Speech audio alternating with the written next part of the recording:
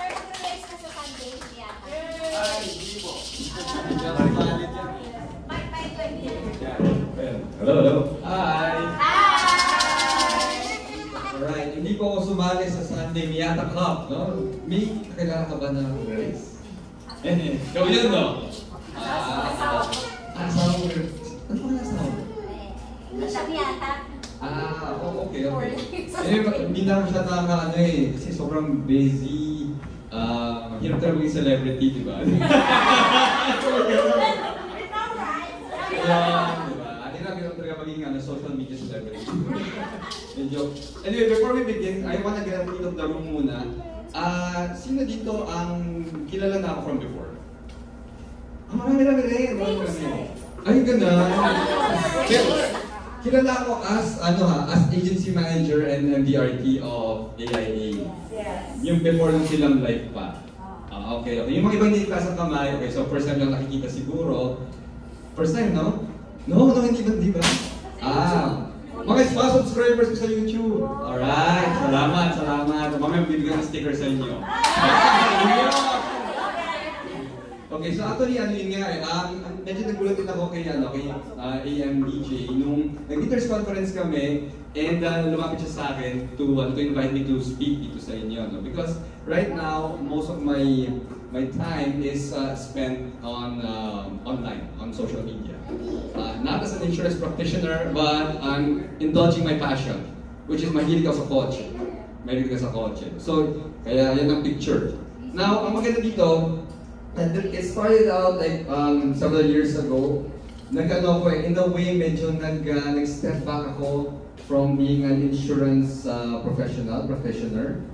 Because just like yung mother ng Star Bright, si Miss A, pareho kami ng goal eh. Gusto namin mag-retire ng maaga. Alright? Pero iba yung ko ng retirement eh. So, ayan. Sino nakarinig ng FIRE movement? Who among you are familiar? FIRE movement stands for Financial Independence, Retire Early. Right? And this one, essentially, ang ibig sabihin niyan, in your 20s, in your 30s, you work really hard, you save like 70 or 80% of the money that you earn, such that when you reach your 40s, you retire. And live off your investments. Live off lahat ng mga naipundar mo. Does that sound like an ideal life para sa inyo? It does, di ba? Sino dito ang nasa mga 20s, 30s patas na kamay? Yun, may oras pa tayo. Di ba? Pati si Manager DJ nagtaas din. 37. Ayun, di ba? Kasi ang objective talaga dyan is to retire at the age of mga 40s, di ba? Kasi nga, yung previous na model, which is to retire at the age of 60, 65, di ba by that time, may pera ka nga, wala ka naman lakas, di ba? Wala kang lakas, di mo ma-enjoy. Parang sabi nga ni Sir Rex Mendoza before, kung bibili ka ng sports car na convertible, bibili mo pagka 60s ka na eh, wala ka na mararamdaman na wind in your hair kasi wala ka ng hair. Di ba? So, para saan pa? So, mas gusto mo, mabili mo na yung mga gusto mo, mga sports cars, yung mga pangarap mo, while you're young and you're strong. To enjoy it. Tama ba? Yes. So, there's the FIRE movement. Financial Independence, retire early. And that's what I did. At the age of 41, I retired early. Semi-retired. Yeah. There. Next po. Ayan. Because of this life-changing event that happened to me. March 2021, Delta surge. I was one of the statistics na nag-positive ng Delta, na COVID. At wala pa akong vaccine. No? I was scheduled for a vaccination 3 months from March. Yung mga June, naka-schedule. Hindi na po umabot. Tinamaan ng magaling. Nagka-COVID po. Buong family ko, my wife, my 3 kids, pati mga kasambahay. Kung may aso kami siguro, baka nagka-COVID na rin siya, pero wala kaming aso. Ang nangyari, lahat kami tinamaan. My entire household, mild sila, ako po nag-critical. So 7 straight days na hindi bumaba yung fever ko. The 7th day, hindi na makahinga, they rushed me to the hospital. Walang hospital na gusto tumanggap sa akin kasi surge. Di ba? Punong-puno nun. And then, ayan, ako nasa hospital dyan. Ang nangyari, we went to lung center, hindi ako tinanggap, then punta ako ng St. Luke's Global City, my mom, my titas, they pulled some strings, ganyan, kasi yung boss ng tita ko, ano lang naman, maliit na donation sa St. Luke's, nag-donate lang siya ng isang buong hospital wing sa St. Luke's, no? So because, tinawag ng tita ko, ganyan, so na-accommodate ako. Pero, ano yun, it was a hell on earth, yung dinaanan ko na yun. 7 days ako na home care na may mataas ang fever. I spent another 15 days in the hospital. Hindi po ako ma-intubate because wala na pong respirators at ventilators na available. So I was forced to breathe on my own. Yeah, meron akong position po sa kama, sa hospital bed, na nakaposisyon ako ng ganyan, and nakakahinga ako. Pero gumalaw lang ako ng konti, hindi na ako makahinga. Kasi alam niyo, pakiramdam nasa ilalim ka ng tubig. Tapos hindi ka makataas sa to get some air. Ganun po yung feeling. So I knew what it felt like to face the door of death. And ito, share ko na sa inyo. Nung nangyari sa akin yun, the doctor, when they saw my test, they told me, funny ito talagang sinabi sa akin, masyado na raw malayo yung COVID sa system ko. My liver was failing, I have double lung pneumonia, they have to do emergency liver dialysis on me. Pero sinabi nga, so they have to binutas nila yung base ng neck ko habang gising ako. Tapos naglagay ng tubo, diretso papunta sa atay, and then dinialysis po yung liver ko. Kasi yung aking liver was failing. COVID was attacking my liver. Naninilaw na yung skin ko, black na yung mga fingers ko, ganyan, pati talampakan ko black na. Ganun po yung tsura ko nun. So, ngayon black na lahat kasi sobrang babad sa araw eh. Kaka-beach. Anyway, what happened, the doctor told me, we have to do emergency liver dialysis. If you do not respond in the next 48 hours, I'm sorry.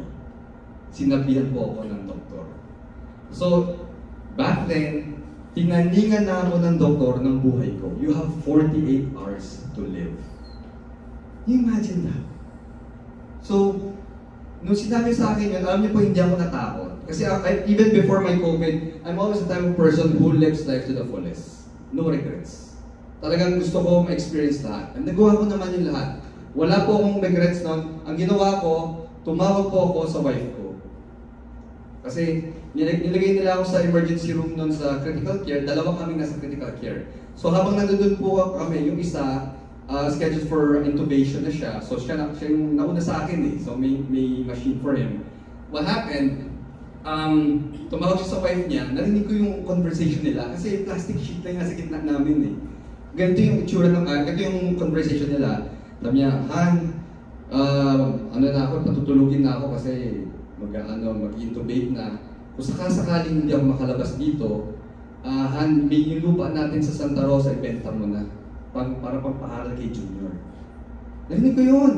So ako naman parang, teka, nagbili na siya. Kaya magbili na rin yata ako. Buti nga siya, may ventilator. Ako wala. Diba? Then I have 48 hours. So narinig ko yun. Bebenta na yung lupa sa Santa Rosa para pang-aral ni Junior. So ginawa ko, tumawag ako sa kay Leia, sa wife ko. Ano naman, iba naman, di man Han? Babe naman, babe. Babe, sabi ng doktor, 48 hours daw, kailangan mag-respond ako, baka hindi ako mag-respond. So, sakasakaling daw makalabas dito, dun sa second drawer ko sa opisina, nandun lahat yung mga insurance policies ko. So, magpatulong ka na lang kay Ma'am Suzette at that time. Patulong ka na kay Ma'am Suzette kung kailangan mag-claim, ikaw nang bahala dyan. Tapos, bahala ka na, gusto mo ibenta yung Miyata ko Pero wala tayong utang eh, so, ikaw nang bahala dyan. Tapos yung Rolex ko, may bibenta yan kasi so siguro naririnig din yung katabi ko, di ba? Siya magbibenta ng lupa. Ako, bahala ako, gusto mo ibenta yung Rolex ko, yung sports car ko, di ba? Ganyan. Pero ito sana narinig niya, yung insurance policies ko nando doon sa second drawer sa office. Magpatulong ka na lang kay Ma'am Suzette sa framing. No? Tapos kung sakasakali, kung sakaling I won't make it, sabi ko pa nga sa kanya, you can live, bumalik ka na kay mom mo, sa nanay mo, doon na kayo tumira sa Cavite, yung condo natin sa Makati, paupahan mo. In other words, look what I've done for my family. Hindi ako takot. Kasi alam ko, kano ka ba insurance ko? alam ko na if ever I didn't make it, I have 16 million pesos face amount coming in. Not that big, sakto lang. You know, 16 million pesos, pero wala akong utang, may kondo kami sa Makati, may sports car, may Rolex, may mga ibang investments, ganyan. Sabi ko rin para sa kanya, babe, o nga pala, yung laptop ko, pag binuksan mo may Excel file doon. Nandun lahat ng mga bank accounts, investments ko. Ang alam mo na kasi dalawang bank account, actually 7 ang bank account ko. Seryoso, na-booking dahil dito, na-booking ako nila. I have 7 bank accounts, spread out in 4 banks. Ang alam lang niya, dalawa yung BDO lang, tsaka yung BPI. Hindi niya alam yung East-West, hindi niya alam yung ibang BDO ko, ganyan. Yan. Pero alam niyo, ang taas ng respect ko sa wife ko kasi hindi niya inungkat. Sabi niya ha, hindi niya tinignan na. I really hope that she did it. Yan. Kasi minsan nagtataka yan eh. Minsan uuwi yan. May okasyon kami, biglang magulat siya, may regalo ko sa kanya na Prada na bag o na LV. Tataka siya eh. Alam niya may joint account kami pero hindi nababawasan. Saka ko daw kinukuha yung pera. Diba? Nakikita niya yung SOA ko sa AIA. Pero hindi niya nakita yung mga iba-iba ko pang mga incomes. Sa introduction niya kanina, I'm a serial insurance entrepreneur. Now, we all know insurance is not just life, right? Yun. Alam ni Boss DJ yan. But anyway, yun nga po. So, yun ang nangyari sa akin. Kalang mamatay ako. Following day, following day, sabi, bumalik yung doktor, sabi, Mr. Gan, you did not respond. Mr. Gan, you did not respond. Mataas pa rin yung infection levels ng liver mo. So sabi ko, Dok, ulitin natin. Sabi niya, hindi ko pwede. Kailangan 24 hours in between. Minimum 24 hours in between dialysis. So just hold on, ganyan. So nakita niya, andito naman ako, di ba? Andito na ako. So sabihin, I survived it, right? I survived clinical COVID after 15 days in the hospital. And that really changed my perspective in life. After totally different talk to dapat eh. Pero very motivational, di ba? Kasi alam niyo guys yun nga eh, dalawa lang talaga sa isip ko noon eh. Number 1, kaya tinotan ko, ilan bang face amount na lahat ng mga insurance policies na binibili ko sa AIA? That's the first thought. It's not like, but huwag niyo ako kunin to, or hindi ko pa nagagawa to, hindi ko nagagawa yan. Walang ganun. Ang sa akin, teka lang, bayad ba lahat ng insurance policies ko? Ay, yung isa naka-grace period, ay, then covered pa naman, basta naka-grace period. Parang ganun ako mag-isip, parang kung tudasin man ako that day, alam kong may papasok na insurance. No? That's the first. The second thought was, how's my medical insurance? Can anybody guess magkano tingin nyo ginastos ko dito? Millions? 5 million? 3? 2? Lalayo Ang ginastos ko ay? 0. The bill, yeah. Actually, yung bill malapit na ito. Hindi ko na nakita yung final bill, pero ang funny dyan, on the 9th day, binigyan nila ako ng running total ng bill. Dumating yung running total ng bill na 1 million pesos. So nakita ko siya, like, okay, 1 million lang pala. Parang gano'n. Kasi I have a good amount of coverage. Being MDRT, another thing about being an MDRT guys, meron kang full medical, from Medicard, di ba? So that's one. I also got a top-up medical insurance for myself. Kasi yung Medicard coverage, magkano lang, mga 300,000. So ubus ka agad yun, di ba? 300,000. Kumuha ko ng top-up medical coverage from another company, giving me total of 26 million pesos worth of coverage for medical. So kaya, nung dumating po yung bill na 1 million, 1 million lang. Parang medyo magaling-galing na ako nun eh, 9th day na eh. Okay, 25 million to go. Parang gano'n. So yun nasa isip ko. Okay bang medical insurance ko? Number 2, kamusta ang life insurance ko? So yung mga tao, yung mga prospects nyo na kung ano nang iniisip, ay saka na ako kuha niyan kasi nagpapatay kami ng bahay, bibili kami ng kotse, magbabiyahe kami ng Japan, ganyan. Usually ganyan yung mga objections, di ba?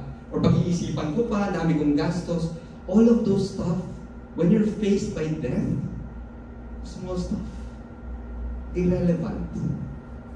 You have to convince your clients, your prospects, that what truly matters when the time comes is how much insurance are you going to get, and will your family be able to survive on it? Yun lang yun. Were you able to do well by your family, by your children? I have 3 kids. Sa legal hindi ko alam sa labas, but anyway. Siya na kayo seryoso eh. I have 3 kids, they're all small, and you know what? The mere fact na every time na nagkakaroon ng promo si AIA, na kailangan may bagong produkto lumalabas, ang ginagawa ko is I buy a policy for myself, naipon lahat yon. My policies at that time, paper pa nun, ganyan karami, ganyan kakapal, seryoso. Isang buong cabinet yung puro policies ko lang yun. So ganun kalaki, anak ko, ang pwedeng makuha ng anak ko at ng wife ko, kung namatay ako. Buti na lang, masamang damo, hindi pa ako kinuha ni Lord, no? Hindi pa tapos. So let's take a look. What happened next? Yeah. So actually, what happened, yun nga, I took a step back a little bit on insurance management. Yung day-to-day na operations ng Regan Financials to my mom and my wife who does that. Ako naman, I took more of as an active producer's role. Kasi ang passion ko talaga is being in front of the client, being in front of people, and selling. That's really my passion. That's what I did. I focused lang sa personal production ko. The thing is, throughout the years that I've been with the company, I mean 23 years na ako dito. And I'm a 20-year MDRT member. Now yung nakinikita ko pong commissions na yun, di naman po napupunta lang sa mga sports cars sa mga Rolexes, ganyan. Nag-build up po ako ng mga passive and passion income streams. So how did I do that? And I want to share this with you guys. Yeah. Just gonna share with you, this is my background, lalo sa mga hindi pa ako masyadong kilala. Ito ko sa industry, no. So 2001 po ako nag-join. Nagdadaan ako lang mabilis, age 21 years old. At age 23, I became top of the table on my first full year with Philip Life at that time. I was able to close 17 million pesos worth of first year premiums. Ayan. Single premium doon was 1.5 million US dollars. So may single premium na kasama. Pero wala pong money tree noon, but that's PAMI. PAMI yun. So I became the youngest attendee of the Top of the Table annual meeting in California. Grabe yan. Tatanda nila ako lang ang bata. Diba? Walang ka-vibe. Walang ka-vibe doon. Anyway, 2005, became a unit manager. And from 2002 to 2023, 20-year MDRT member with 5 Court of the Table and 1 Top of the Table qualifications. Bakit po? Kasi ayoko pong mabuhay ng I don't want to limit myself. Maganda din sa business natin, you dictate your own paycheck. Tama ba? Kung magkano kikitain mo, kayo magdidikta niyan. Alright? So, I also was confirmed at the age of 32 youngest life and qualifying MDRT member in Southeast Asia, not just the Philippines, including Japan. A record that is not yet broken. But I think si Timothy C wants to break it. So, tingnan natin kung kaya niya. Alright. So, 2014, agency manager of Regan Financial. I became a co-agency manager with my mom. And then ito yung mga accolades ng Regan Financial. There's also there an agency head of Rice team. This was for Pacific Cross. So I also recognize kasi that although we do have medical products in AIA, it's a little bit on the smaller side. And si Pacific Cross kasi nag-offer siya, tuwa ako meron siyang plan na 100 million a year of coverage. So that's why I engaged with them. And ano naman siya, non-life license naman yan. So because of that, we also became the top agency in Pacific Cross at that time. Okay, next. So yan po, some of the things I did when I was really active pa talaga. Ayan, I was an international speaker. Ayan, so na-invite tayo sa Malaysia. Next. Was guested on CNN, on The Money. AIA Malaysia, invited tayo. Ayan, so bata pa ako dyan. Alright? Pero mas akong bata yata ngayon. Kasi wala nang stress. Sorry. Ayan, taba ng mukha ko, grabe yung face.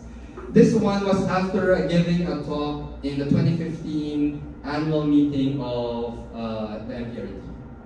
Ayan, so I gave a talk in Guadalajara, Mexico. Next. South Korea also. Ayan. Sorry, let's go back. You see this guy? Ano to? Isa sa mga isa sa mga idols ko yan. Old guy. Si yan, Tony Gordon.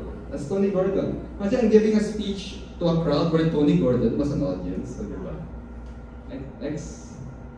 Ayan, ito na yan. So this was where medyo nakilala tayo.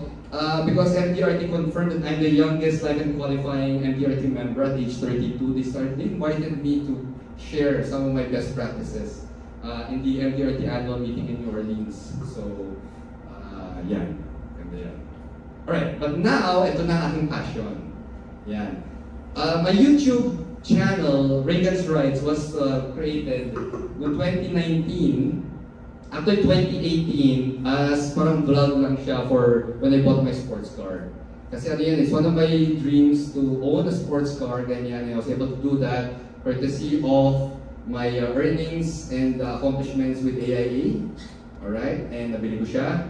And then yan, gumawa ko ng ano lang. Actually, may video ko when I picked up the car, created a video of that. It's for my own self, personal consumption lang. Eh, ayoko ilagay sa laptop ko kasi baka mamaya, di ba, masira yung hard drive, ano. So, in-upload ko sa YouTube.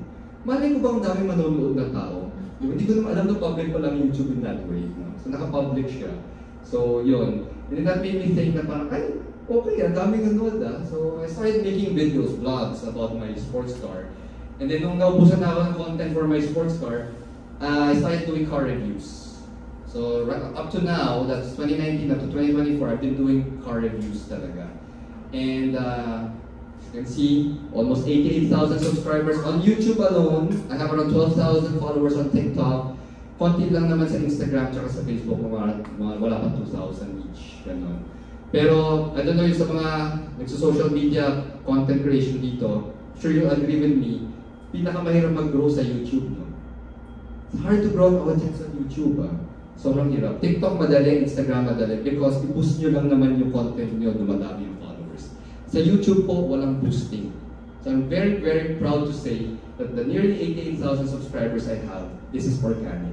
No boosting. Right? Next.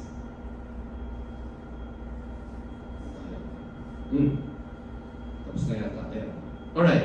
So, I'm now able to live my life as semi-retired in a way, indulging my passions because I have passive income. I have 3 kids, kakapatuition ko lang 2 weeks ago, di ba? Yung mga parents dito, tuition time! Ayun naman. So, hindi siya ako ng tuition. Pero paano ko nagagawa yun, di ba? Paano ko nagagawa yun? Well, ito na yan. Alright. So, unang-una, power of the mind. I've shared this before in some of my speeches in the past. I want to share it with you guys. Your mind is a very powerful tool. In fact, it's the most powerful tool in your toolbox. Your mind. Isipin nyo, whatever you think, honestly, it's gonna happen. Alright? So you have to believe in the power of your mind. If you think that you will be MDRT member this year, you're right. Do you agree? If you think na mahirap, hindi mo kakayanin, mahirap mag-MDRT, I've never done that, hindi ko kakayanin this year, guess what? You're right. Do you agree? Yeah. So the power of the mind. Now the power of faith there, I want to share this with you as well because again, as much as our mind is powerful, as much as we have yung belief sa sarili, ganyan, hindi natin magagawa ang gusto natin gawin without the big man up there. Right? Actually, when I survived my COVID attack, I decided to give up my life to him. Now, how do I do that? Magagalit sa si manager dito eh. Okay lang ba i-share ko to? Maniwala kayo sa hindi, I've stopped planning. I've stopped planning. Every day I wake up, I always pray and ask the Lord for His guidance. Take me where you want me to go, and I will follow. I've stopped planning, and ang nakakagulat doon, the Lord's plans is much greater than my own plans. I'm getting blessings and opportunities that I never thought was possible when I was doing all the planning. So, you know, alam niyo yung kanta, di ba? Jesus take the wheel.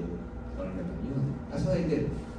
So, we give it our best, but then we also leave everything to God. A bit of a bit contradictory, pero it's hard to explain. It's hard to explain. You want to do something like, I want to grow my YouTube channel, ganyan. I want to grow my opportunities in that platform. I'll work hard, I'll do my best, ganyan. But, ano ko rin, hey Lord, you know, parang sa Kanya ko ibibigay. Ikaw bahala sa akin.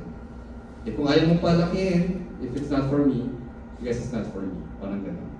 Pero yun nga focusing on the YouTube channel also helped me grow. In fact, kahit na I only, siguro ang total amount of selling time ko for AIA last year will probably not equal to 1 month. Pero naka-MDRT pa rin ako last year. Now, how did I do that? Sure, some of you are gonna wonder how I did that. Because of the YouTube channel, it opened up a lot of other networks and markets to me that was previously closed.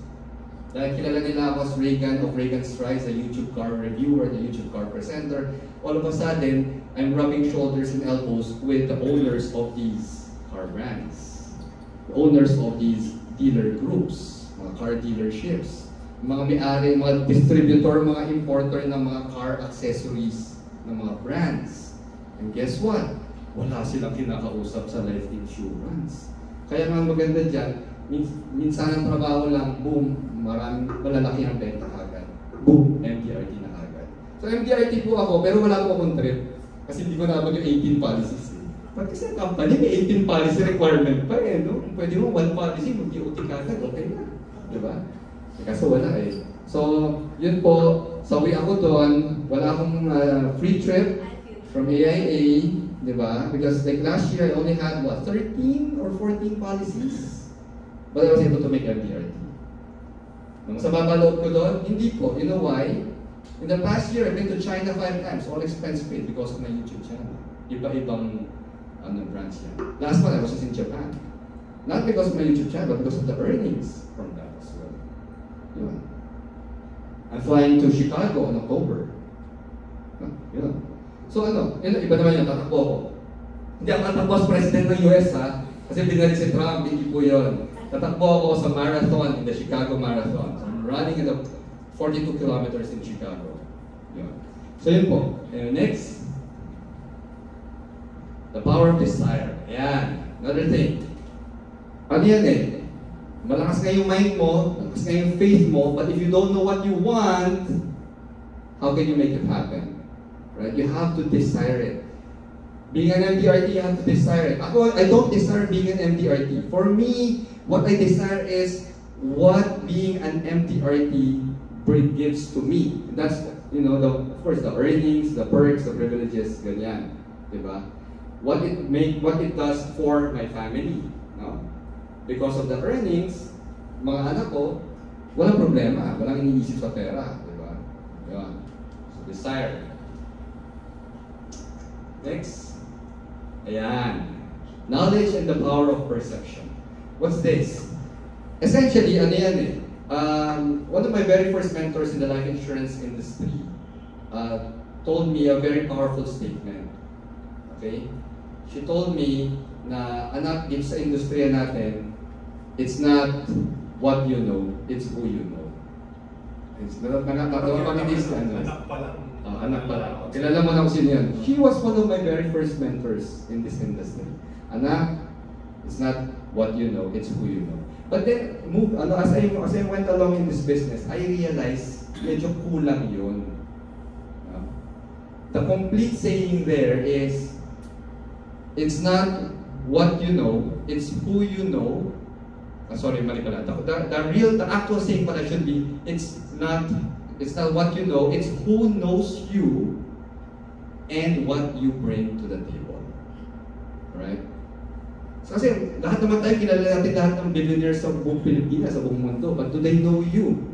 Diba? We know them, but do they know you? So it's not what you know, it's who knows you and what you bring to the table.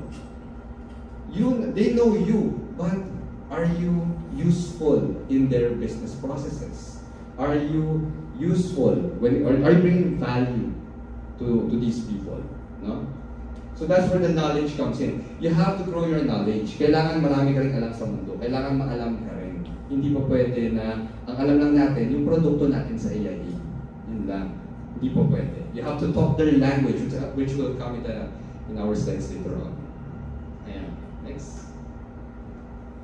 Alright. Always be the best version of yourself. A half-hearted effort is a complete waste of time and a waste of life.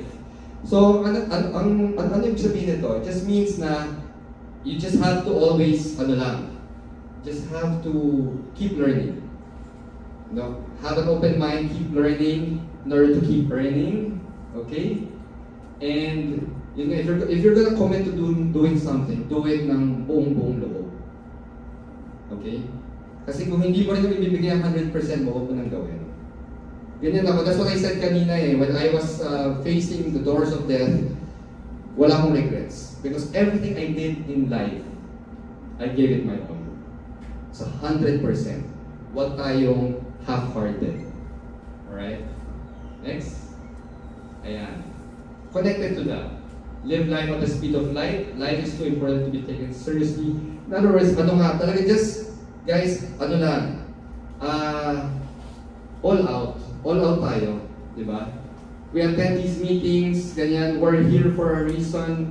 We want to be the best version of ourselves here in AIA Philippines, no? So, just live life at the speed of light. Okay? Next. Ayan. Work with the best people. Actually, So Steve Jobs famously said, I love this quote. It doesn't make sense to hire smart people and then tell them what to do. Right? We hire smart people so they can tell us what to do. Galing eh. Gusto ko yan. You know, you cannot operate a business by yourself. You cannot also build something great just by yourself. You need great people to help you. You need a great team to help you. May mga bagay na you're very strong at, pero you're weak at other things, di ba? Pero ang nakakatuwa dyan, may mga mamimig ka mga tao that they're strong when it comes to your weakness, di ba? But yung strength mo naman, weakness naman nila. You come together, you're unstoppable. No? May kasabihan, di ba? Parang, focus on your strength, then build your, and then build focus on your weakness so that they become your strength. There's a saying like that. I don't know if you've heard it. Focus on your strength, but focus on your weakness so that they become your strength. I call BS on that because we're human, and humans always have weaknesses. So sa akin, always focus on your strength, and then hire somebody whose strength is your weakness. Work with somebody whose strength is your weakness. Okay? Yan. So, yun yung namin, balik tayo doon. Yung sa Regan Financial kami, very simple, I also told my mom, yung mga managers natin, they didn't become unit managers just because. They became unit managers because they're competent. They became unit managers because magagaling sila. They have their own bright ideas. So, wag mo silang diktahan. Let them do their thing with your guidance. Guidance lang, di ba? Yun. And let them bloom, let them blossom. Well, who knows, you might even learn a thing or two from them. Di ba? Yun. So work with the best people. Okay. Actually, may isa ko share sa inyo na wala sa slides.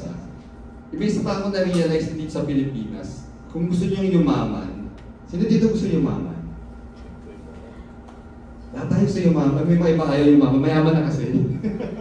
Kung gusto niyo yumaman na, ito na-realize ko, just a very recent realization. In the Philippines, in order for you to become wealthy or successful, kailangan dumikit ka sa mga taong wealthy and successful. As in dumikit ka, as in kaibiganin mo sila, be of service to them, be of value to them, ganyan, learn from them, dikitan mo talaga. Kasi naisip ko, kilala niyo si Ramon Ang? Who knows Ramon Ang here? We all know Ramon Ang. Diba? Siya yung diba? Dating secretary. Dating mekaniko ni Danding Coaco. Diba? But now, how does everyone know him? One of the richest Filipinos, billionaires. Diba? San Miguel, Skyway, Petron. Pero how did he become like that? Ang kumpanya niya lang before Eagle Cement, di ba? Nung Eagle Cement siya, dumikit siya kay Danding Coaco. And sinuplayan niya yung mga requirements ni Dalding Coangco. Hanggang sa napagkatiwalaan siya ni Dalding Coangco na, di ba nung nawala na si Dalding Coangco, kanino napunta yung mga shares niya sa San Miguel? Sa pamilya ba? Hindi, di ba? Napunta kay Ramon Ang, di ba? He was able to maneuver around blood ties. Ang bigat nun, di ba? Napunta sa kanya ang controlling shares ng San Miguel. And now he is one of the richest Filipino billionaires in the country. So paisip ako dun eh. O nga no? So para maging successful at mayaman ka dito, kailangan dumikit ka sa mga successful at mayaman. Di ba? Ito sa isip, kaso Regan, paano yung mga kaibigan ko na hindi naman successful, hindi ko sila sasamahan? Aba, if they have a broke mentality, huwag na, di ba? Yun. Siyempre, we want to become the best versions of ourselves. How do we do that? We learn from these people. Di ba? May isang pagkasabihan, you are the sum of the five closest people that you're always around. Di ba? Yun. Your net worth actually is the sum of the 5 closest people that you're always around. Buti na ako, 3 lang yung laging nakapaligid sa akin, puro billion lang. But anyway, joke lang.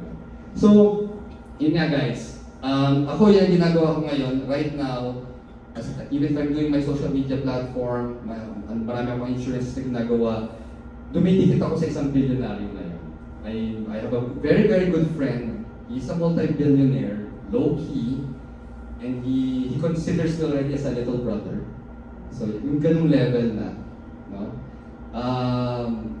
Ilang beses na kami, siguro more than 5, almost 10 times na kami nagsistay for free sa beach resort niya, mga tipong ganon, buong family ko, ganyan. Yun, so talaga ano siya. And my mom told me, bentahan mo na ng life insurance yan. Ganyan. Ako naman, ito hindi naman sa ano, but gusto ko rin siyang bumili sa akin ng life insurance. I haven't sold a life insurance policy to this guy. Sa multi-billionaire. Sabi nga ni ma'am ko, bagal ko daw kumilos. Ilang taon ko na siya kaibigan, hindi ko rin pinahalukan. Pero ano rin eh, I'm sure you guys will also understand, this thing, hindi siya pa pwede yung biglaan. Dahil pagka biglaan ko siyang, baka yung stature ko sa kanila equals kami biglang gumanon. No? I'm not belittling what we're doing here, pero ayaw natin ng hard sell. Tama ba? Ang importante sa akin dyan is, when the time comes, he has a requirement for life insurance, he knows that I'm in the business. And siya yung lalapit sa akin. It's really more of the law of attraction. Parang gano'n. Yung lalo itong mga multi-billionaires, they don't want na pinipilit sila sa ganyan. No? Now here's the thing. Kinukulit ako ng nanay ko. Ayan, bentar mo lang. So ako naman, being the good son, what did I do? Sige, okay, fine. Minsan dato kami sa beach resort niya, nandun din yung bilyonaryo. Tignan ko na sabi ko sa kanya, meron kaming magandang product sa AIA, ganyan, and all. So stop thinking about me para sa mga anak niya, mga anak din siya eh. So natatawa siya. Ito, kwento ko lang siya. Natatawa siya. And he's like, ganun ba? Okay, mukhang okay na. Pero alam mo ba, parang may lumapit sa akin eh. Parang may lumapit sa akin eh. Inaalok nga sa akin, gusto ko rin bilhin yung life insurance company. May binibenta raw na life insurance company sa kanya. So I'm like, gusto mo, silipin ko, yung mga documents, padala ko sa'yo. Kung maayos naman, bilhin ko, ikaw na magpatakbo. Raymond Gan, President CEO of X Life Insurance Company. So, without embarrassing me, he showed me na, wag mo muna ako offeran ngayon. Hindi pa tayo, wala pa sa level na yan, na kailangan. Pero pag kailangan ko ka mag-alala, nandiyan ka. Ganun siya eh. Ganun siya mag-isip. Curious pa kayo kung sino yung life insurance company na binibenta? Kwento ko sa inyo ha. Ben Life. That time, Ben Life. Inaalok sa kanya. Yun.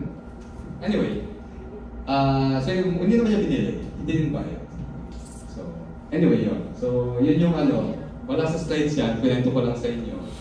Funny story lang kasi siya talaga yun. Pero I have a feeling naman na throughout the course of our friendship, he will buy. He will buy.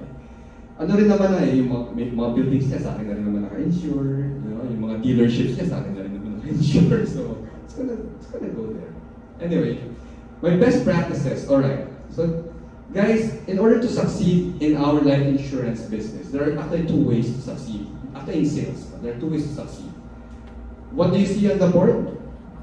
Papaya and this is very old, no? Marami na akong na-share na talk na to, papaya and grapes method ang tawag ko dyan. Actually, even in my insurance businesses, so as you know, I do life, non-life, medical, ganyan. I have a combination of both. So let's take a look at what this is all about. The papaya method. Yan. Yan ang ginawa ko, how I did MDRT last year. 13 people totaling 2.7 million premium last year. Worked in cumulatively less than a month. VIP accounts, jumbo accounts, the effort of closing these cases, the same as closing small cases. Underwriting, of course, naturally difficult. Kaya kailangan pinapadalan lagi ng masasarap na mga merienda si Ma'am Myra. Alright? Joke lang ha, joke. Joke yun. Wala na ako ng mind. Nako, baka mamaya may compliance na ako mamaya sa email ko. You must invest in special skills to access this market. Alright? Now lahat tayo gusto natin yan. Tama ba? Mas gusto natin yung papaya kaysa ubas eh. Kasi kung yun nga, sa trabaho, isang tao, boom, bongga kagad ng komisyon. Right? So like, I have an account. My mom knows about this. I was coming in on August, actually, 1st of August. When that's a done deal, I'll earn 3 million pesos in one account. Hindi siya live, sorry to say. Next. Yeah. So how do you access the papayas, the VIPs? You need to have knowledge. As I said a while back, you need to talk their language. Kailangan alam mo yung mga pinag-uusapan nila. Hindi po pwede na you try to go into their market, their circles, and you don't have any idea how to talk to them. Now these people, ito ang lengguwahe nila. Of course, nandiyan na yung financial knowledge. Not just product knowledge. You should know what's happening globally, like ano yung pag-effect ng US presidential elections sa ating economy, ano bang effect na isa na lang ang tenga ni Trump, di ba? Yung mga ganon. Or pwede siya magbigay ng hikaw dito sa taas, no? Nabutas din, no? Ayan. Tapos, you have to know, babae naman, you have to be updated when it comes to the latest fashion trends. Kung medyo millennial, Gen Z type, na medyo mayaman, o huwag natin taste yung mga Gen Z millennials, marami sa kanila mayaman. Ha? Hotspots, no? Of course, the sports, yan. Karamihan sa mga namimig ko, golfers, mahilig sa golf. So you have to know a thing or two. You don't have to play golf, but you have to know a thing or two about sport. No? Kasi pag nag-usap-usap na yung mga yan, tapos walang alam sa golf, edi etsukwera ka na, di ba? Ang problema dyan, pag nananahimik ka sa isang corner lang, sa sila nagkukwentuhan, animated discussions about watches, about golf, about this stuff, about vacation places and stuff like that, wala kang masabi, guess what? Hindi ka na one of us. Yan ang hirap eh. Diba? My biggest case in AIA, I was able to close a cumulative amount of 82 million in money free. The same person pays an annual premium for his entire family of almost 5 million a year. Alright? And it took me 4 years to close this billionaire. And yung 4 years na yun, I was playing golf with him. We were always dining out. Ang kwentuhan namin lagi, over dinner, 3 things. Golf, relo, chicks. Yeah, mas marami yung chicks. Hindi sa chicks eh. All talk but no touch naman eh. Okay lang yan. Kwento-kwentuhan about that. Occasionally we talk about cars. Pero ngayon na nag-YouTube channel na ako, puro cars ng kwentuhan namin. Cars, watches, and golf. Yan. Pero this guy, it took me 4 years for him to trust me. And after trusting me, after that 4-year period, humirit ako sa kanya na, pare, meron kaming investment product. This was money free nga nun eh. May investment product kami sa at that time, PhilAm pa. At that PhilAm, gusto ko yung pakita sa'yo. Sabi ko, sige pare, dinner tayo. So, set mo na. So, dinner kami, went to Izakaya Kikufuji, dito sa may, sa may Mahatsima Square. Diba? Sarap yan. Diba? Orderin niyo yung gindara pa nga. Wala sa menu yun. Sarap yan, gindara pa nga. kung available. So si Yoshi-chan, the owner, will cook that for you. Yeah. So anyway, nakakatawa dyan kasi kwentuhan kami about golf, about watches, about cars, ganyan. Tapos sabi ko, pare, pakita ko na sa'yo, dala ko yung laptop ko, ganyan. Pakita ko na sa'yo yung, yung produkto. So sabi niya, hindi pare, kwento mo na lang, ganyan. So in less than 20 minutes, kwento ko sa kanya yung money tree. Tapos sabi niya, okay, sige, tawagan kita. Kumanin siya. So walang tapos na. Tawagan kita, kwentuhan na kami ulit about kung ano, about yung mga yan. Following morning, the guy calls me. Sige pare, subukan ko yung investment mo. Kumanin siya. Punta ka dito, lagay siguro mga 3. Sabi ko, 300,000. Maraming siguro yung mukha niya. Hindi, 3 million.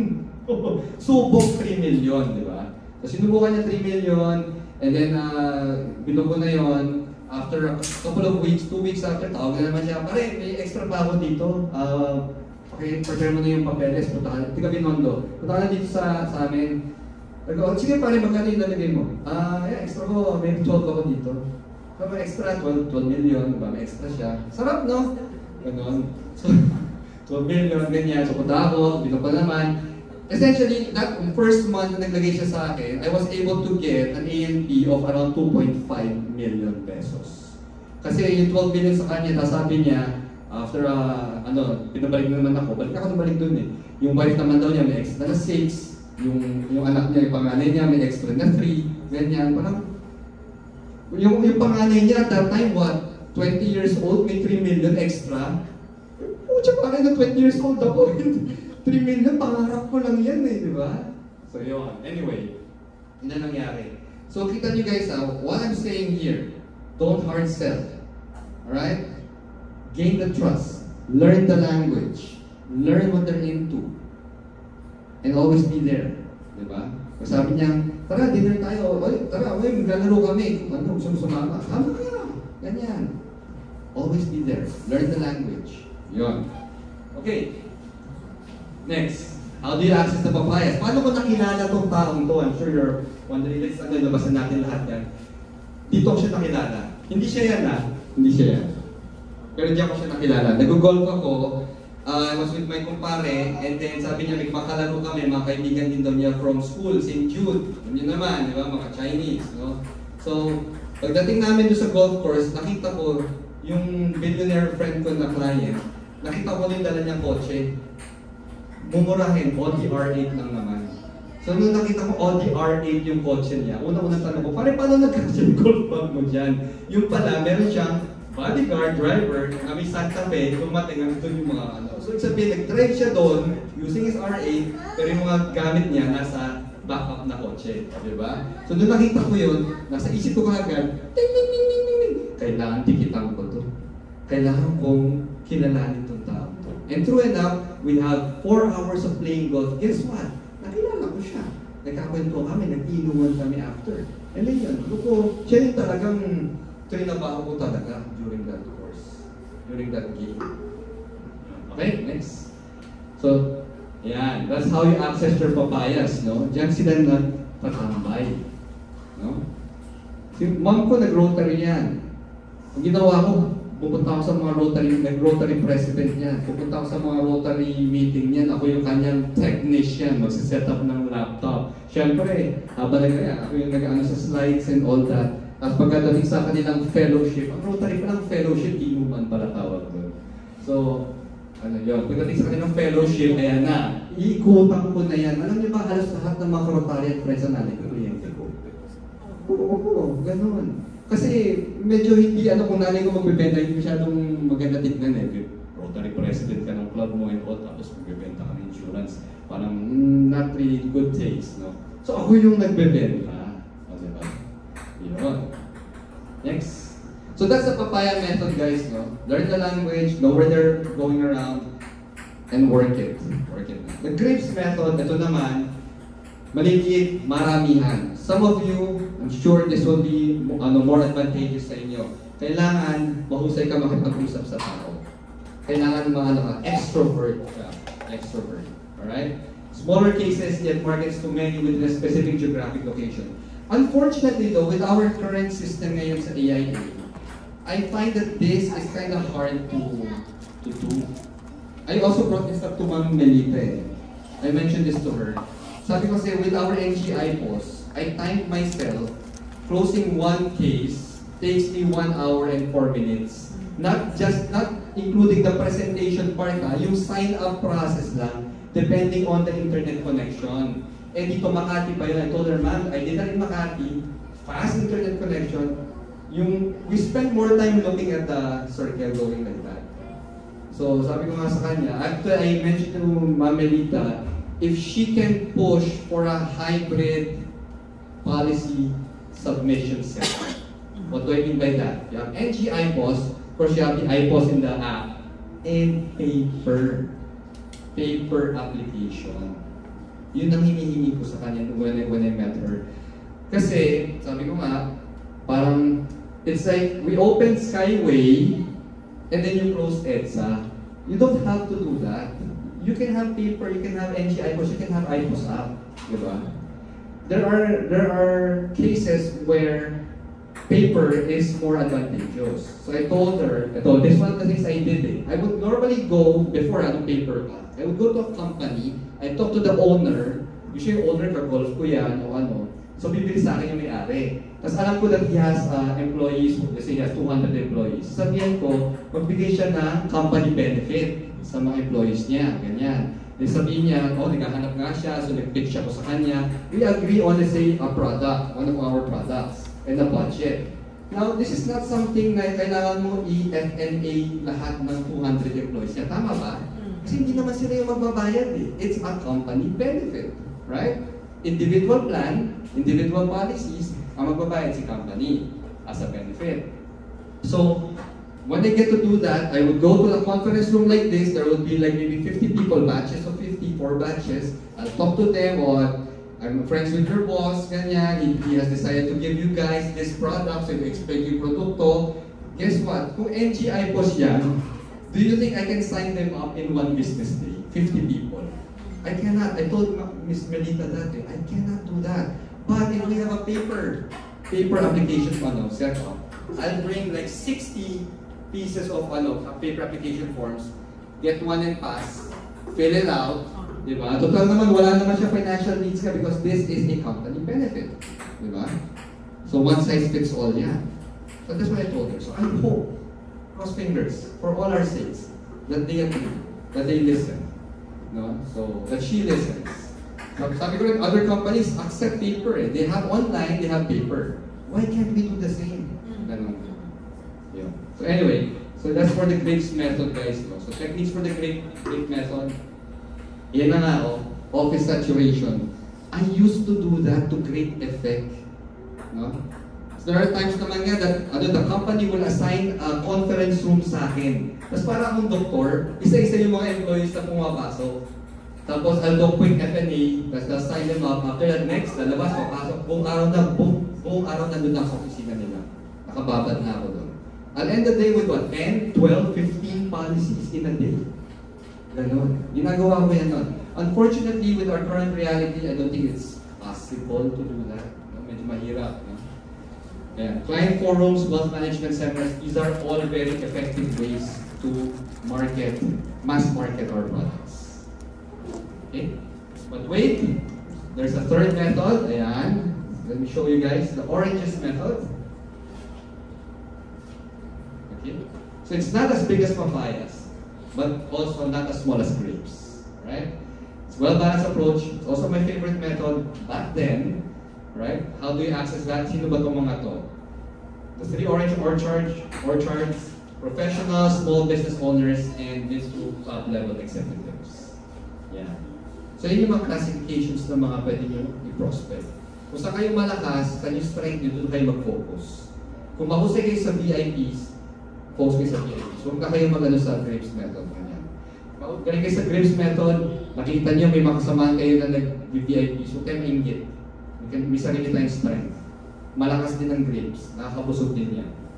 Alright? Oranges, ayan, mga professional small business owners and mid to top level executives. Okay? So appointment setting, ito, guys, this is very old but still very, very useful. 15 appointments per week. 15. If you see 15 people per week, I can guarantee your success. And somebody asked Tony, but Tony, what if I only see 13 people or 14 people in a week? Will I still be successful? You know what he said? If you only see 13 or 14 people a week, maybe you'll succeed, maybe you'll not. I cannot tell. But if you see 15 people a week, 3 a day, your success is guaranteed. Right? So how do you fill up your week with 15 appointments? I set aside 1 hour. Set aside 1 hour once a week. Call prospects for appointments. Do not stop until your week is filled with meetings. Yan. Huwag po tayo magpapadistract. Kasi minsan, ganyan tayo di ba? Meron ka ng prospect list mo, you start making calls or start messaging people, ganyan. And then, 5 minutes, 10 minutes in, anong gagawin mo? Magpa-browse ka sa TikTok. Tingnan mo yung latest video ni Reagan's Rights. Yun. So, nadidistract. Wag. Tuloy-tuloy. Set your mind to it. Focus on the task at hand. Marami po akong ginagawa sa buhay ko. I do content creation, I do shorts, I do long form, I do events, I have endorsements. Lumabas na nga isang commercial ko kanina lang sa social media for a beach resort. Tapos, I do this, I have my non, I have my medical. Ang dami ko pong ginagawa. I have 3 kids, I'm training for a full marathon, and yet I only have 24 hours per day. But how do I effectively do all of those things? By focusing on the immediate task at hand. Yun eh. Pag ang task mo sa harapan mo, I have to set appointments and fill my week, wala ka nang ibang gagawin. Yun ang gagawin mo hanggang matapos mo. That's how I do things. It's worked for me. It's worked for me. Yun. Alam ni Manager TJ, gaano karami akong ginagawa ko, ganyan. So, pinaka-ayaw ko is, may ginagawa ako nakaset na may gustong sumingit. Madalas nanay ko. Sasabi sa kanya, ma, pila ka, may ginagawa ka. Pila ko siya. Ganun. So yun. Haba parang conveyor belt style. Next, ito, share ko lang sa inyo ito, story of the fisherman. Catching clients is like catching fish. Alam mo yung mga mangingisda, ganyan. Hindi naman everyday bonanza yan. Let's take a look. So lahat tayo, we want to catch big fish. Every day we go out, we want to meet the billionaires. We want to meet the big fish. Unfortunately, it doesn't happen every day. Unless you're a social media celebrity, then almost every day you're with the big fish. Anyway, joke lang yan. Next. Yeah. Sometimes we catch small fish, sometimes there's no fish. Yeah. Ganyan ang buhay. Means weather lang. Minsan may kita, minsan wala. Yeah. Minsan may utang, minsan wala. But the important thing is you go out and fish every day. Go out and sell every day. Ibig sabihin guys, the results might not be consistent, but your action has to be consistent. You have to always go out, right? How do we expect to catch big fish if we only go out in the sales field only 2 or 3 times a week? Nothing beats activity, guys. Nothing beats activity. Just like in training for a marathon, nothing beats volume. Kailangan maraming kilometro ang tatakbuhin ko. Ganon din dito sa ating negosyo, sa life insurance, kailangan maraming kang kinikita. Alright? Now, pag nakita mo yung maraming tao na yun, occasionally get 1 or 2 na naging turns out na billionaire nga, turns out na big fish nga, tikitan mo yun. Tikitan mo yun ang gusto. And then when they trust you na nga, yun na yan. Anyway, lastly, let me end with this. It doesn't matter if you move fast or if you slow. What matters most is you keep moving forward. Okay? It doesn't matter. Don't compare yourself to others. We are all on our own journey, on our own path. You might be slower than others, you might be faster than others. The important thing is you're always moving forward. Right? Hindi yung company basin forward lang moving forward lang. With AIA with AIA. Alright. Ayan, so with that guys, thank you so much.